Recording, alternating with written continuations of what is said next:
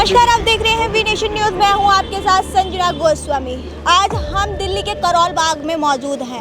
आपने सुना ही होगा, पढ़ा होगा कि दिल्ली में जो सोमवार को बम ब्लास्ट हुआ है वो किस कदर हुआ है। उसने दिल्ली शहर को ही नहीं पूरे देश को हिलाकर रख दिया है, जिसमें 10 लोगों की मौत हुई है, कम से कम 12 लोग घायल बताए जा रहे हैं।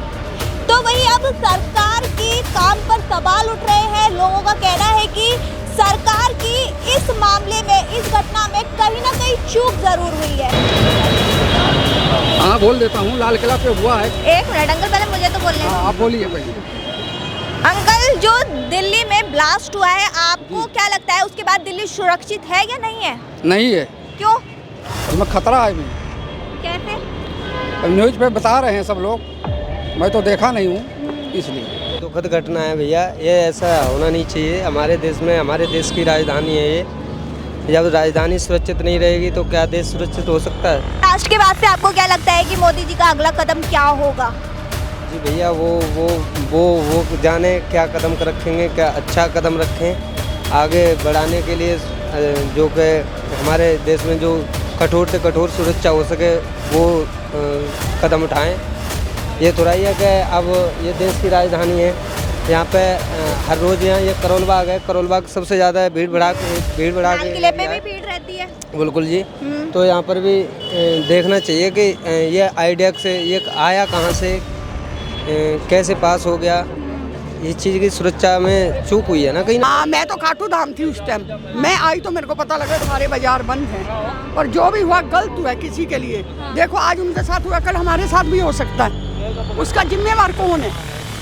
इतनी सुरक्षा छोड़ने के बाद भी ये बात हो जाए, है तो गलत है ना। और लाल किले जैसे इलाके में वहाँ हाई सिक्योरिटी रहती है।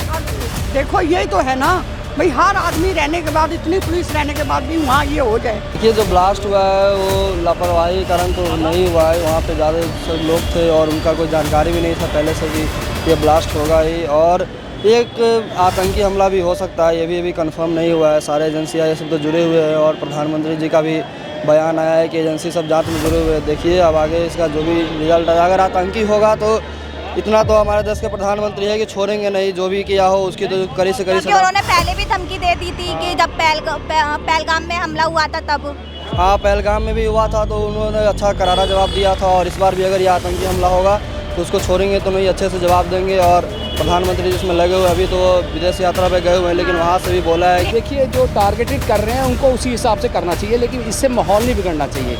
आप जो भी कार्रवाई करनी है, जिसकी इस तरह की सोच है, सोच के लोगों को टारगेट किया जाए, ना कि जनरलाइज वे में किया जाए। जिससे हमारे देश में क्या है, हम धर्मनिरपेक्ष देश है, डेमोक्रेसी, लार्जेस्ट डेमोक्रेसी, हम सबको साथ लेके नहीं चलेंगे, इससे देश असुरक्षित हो जाएगा और एक असुरक्षित वातावरण फैल जाएगा। इसलिए हमें इसको अवॉइड करना चाहिए। हिंदू मुसलमान से ऊपर उठ के एक नेशनलिज्म की बात करनी चाहिए। जब हमारा देश आज़ाद हुआ तब तो उसमें सभी का योगदान रहा, तभी हम आज आज़ाद हिंद में अपना खुली हवा में सांस ले पा रहे हैं। मुझे तो ऐसा लगता है कि लापरवाही तो बहुत करी गई है। इस कारण से ये आतंकवादियों ने अपने को पनाह भी लिया अपने आप में, और उनने हमला भी कर दिया एटम बम से। अब जो भी वो बम लेकर आए थे, पर यह बहुत निंदनीय है, इसकी मैं बहुत निंदा करता हूं। अगर हुआ तो कैंडल मार्च भी हम आज भोपाल जाके निकालेंगे। कुछ कारणवश मेरा दिल्ली आना हो गया था, इसलिए निकाल नहीं पाए। देखिए, मुझे तो ये लगता है कि लापरवाही बहुत बड़ी है, क्योंकि आम जनता के लिए काफ़ी नुकसान वाली बात हुई है। इसमें लोगों की जान माल की हानि भी हुई है, और हम कुछ भी करके उनकी घर के परिवार वालों के वो सदस्य नहीं लौटा सकते जिनके साथ ये हादसा हुआ है। उसमें हम भी हो सकते थे और कोई भी हो सकता है, और ये सुरक्षा बिल्कुल लापरवाही है, इसमें कोई दो राय नहीं है। मेरा मानना यह है कि और सख्ताई करी जाए कि ताकि ये जितने भी बाहर के लोग हैं, या अंदर के हैं या बाहर के हैं, या आतंकवादी, ऐसे कांड हमारे दिल्ली शहर में दोबारा ना हो पाए। दिल्ली ब्लास्ट के बाद कहीं ना कहीं दिल्ली की जनता डरी हुई भी है, सहमी हुई भी है और गुस्से में भी है। लोग घायल हुए हैं, उनको 5 लाख रुपए, और जो लोगों की मृत्यु हुई है उनके परिजनों को 10-10 लाख रुपए का मुआवजा दिया है। ऐसे ही तमाम खबरों के लिए देखते रहिए वी नेशन न्यूज। मैं आपके साथ संजना गोस्वामी, कैमरा पर्सन कुलदीप के साथ।